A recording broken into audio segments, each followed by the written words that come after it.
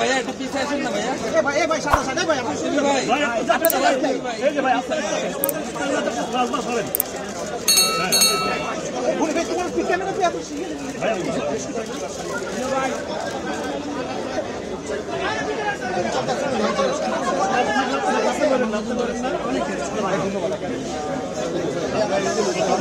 তারপর রাখেন না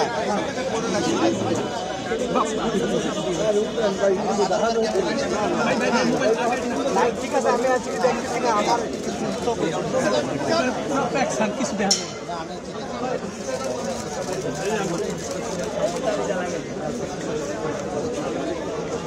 ভাই বেরোবেন না ভাই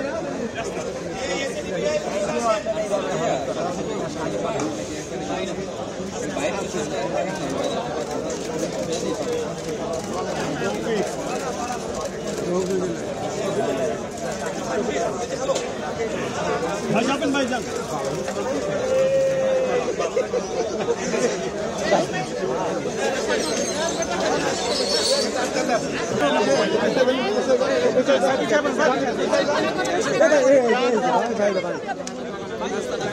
ভাই ভাই সামনে দিয়ে না আমার সামনে পিছনে তো ছবি নিতে পারবেন না আচ্ছা আপনার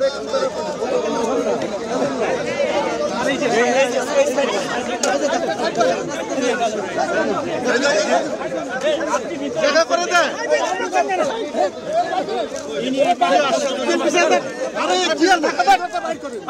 সামনে থাকলে তো এরকম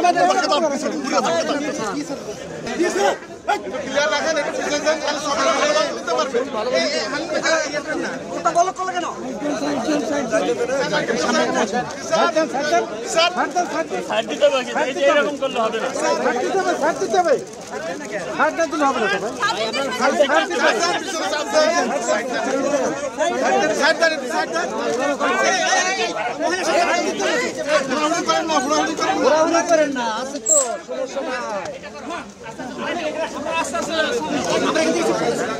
বাংলাদেশের এই যে বিগত সরকারের ক্ষমতাসীন যারা ব্যক্তি ছিলেন, মন্ত্রী পরিষদের সদস্য ছিলেন, আওয়ামী লীগের বিভিন্ন পর্যায়ের নেতা ছিলেন, 14 দলের নেতারা ছিলেন, ক্যাবিনেট পার্লামেন্টের বিভিন্ন পর্যায়ের নেতা ছিলেন, সেক্রেটারি ছিলেন, এমন ব্যক্তিবর্গদের মধ্যে আজকে মোট 13 জনকে আদালতে হাজির করা হয়েছিল।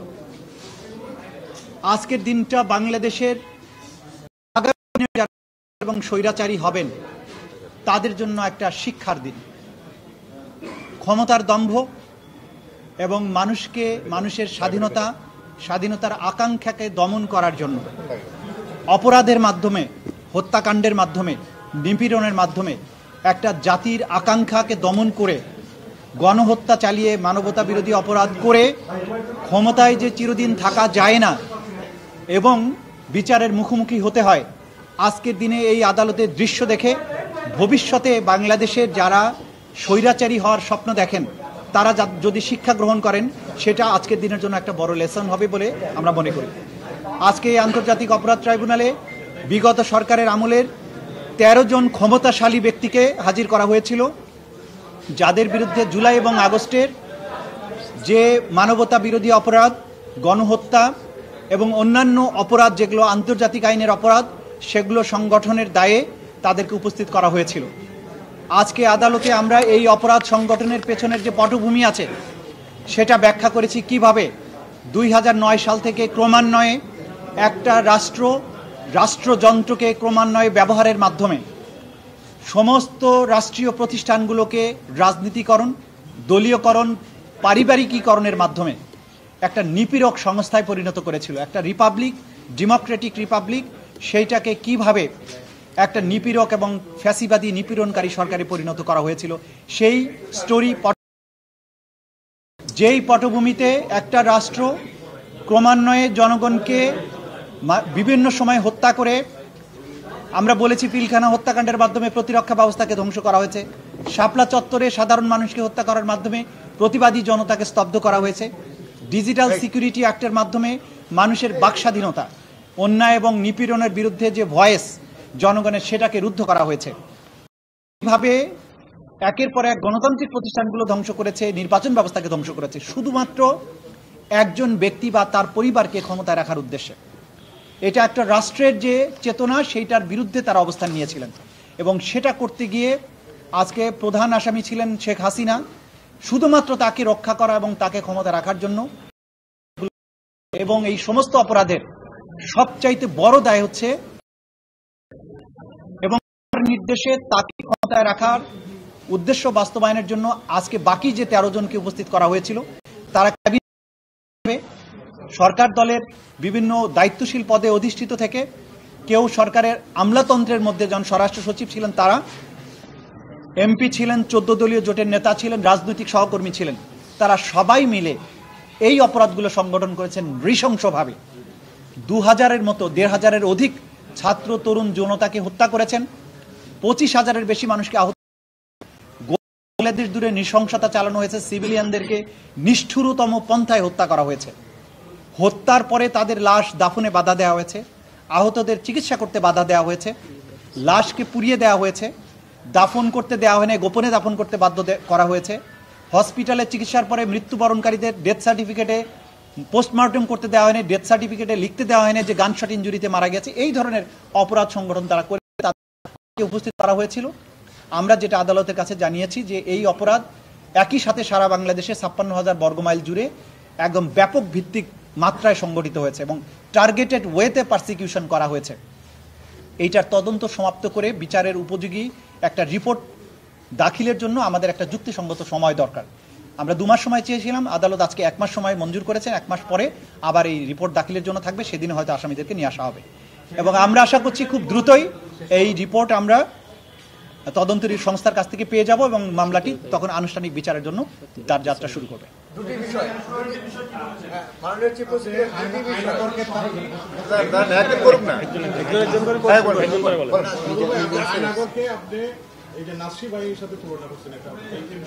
হ্যাঁ, আমরা বলেছি, আমরা এই পটভূমিতে যে এইখানে মানবতা বিরোধী অপরাধ শুধু যে জুলাই আগস্টে হয়েছে তা কিন্তু নয়। এই সরকার অর্থাৎ বিগত যে আসামি যারা ছিলেন তাদের সরকার যখন ক্ষমতায় আসে তখন থেকে এই গুম খুন এবং কনসেন্ট্রেশন ক্যাম্পে নিয়ে নির্যাতনের যে বিভৎসতা আপনারা ইতিমধ্যে জেনেছেন। আমাদের তদন্ত সংস্থা এগুলো আমরা তথ্য পাচ্ছি বা আপনারা গুম কমিশনের কাছ থেকেও জানতে পেরেছেন যে সেই নির্যাতন ক্যাম্পগুলো কতটা নিষ্ঠুর ছিল। সেই নিষ্ঠুর ক্যাম্পগুলোতে যে পদ্ধতিতে নির্যাতন করা হয়েছে সেটা দ্বিতীয় বিশ্বযুদ্ধকালীন সময়ে হিটলারের নাৎসি বাহিনীর যে কনসেন্ট্রেশন ক্যাম্পগুলো ছিল সেই ধরনের নিষ্ঠুরতার সাথে তুলনীয়, একই প্যাটার্নের। সেই কথাগুলো আমরা বলেছি যে এরা শুধুমাত্র যে গণহত্যা করেছে তাই নয়, অপহরণ, গোপন কারাগারে আটক এবং টর্চারের যত ফর্ম আছে সেই ফর্মে এই মানুষদেরকে টর্চার তারা করেছেন এবং করার মাধ্যমে নাজিদের সেই নৃশংসতার স্মৃতিকে তারা বাংলাদেশে ফিরিয়ে এনেছে। যে আইন শৃঙ্খলা রক্ষাকারী বাহিনী রিপোর্ট যেটা দাখিল করেছেন 1 নম্বর মামলায়, যে একমাত্র আসামি শেখ হাসিনা, তার ব্যাপারে রিপোর্ট এসেছে তিনি দেশের বাইরে পালিয়ে আছেন, ভারতে অবস্থান করছেন। সেজন্য আমাদের পক্ষ থেকে আমরা ফর্মাল রিকোয়েস্ট পাঠিয়েছি ইন্টারপোলের কাছে রেড নোটিশের মাধ্যমে যে তাকে পেলে যেন গ্রেপ্তার করা হয়। পরবর্তী পদক্ষেপ বাংলাদেশ সরকার ইতিমধ্যে বলেছেন যে এর বাইরেও পদক্ষেপ আছে, যেহেতু তার বিরুদ্ধে মানবতা বিরোধী অপরাধ সংগঠনের অভিযোগ আছে এবং তার বিরুদ্ধে গ্রেপ্তারি পরোয়ানা জারি আছে।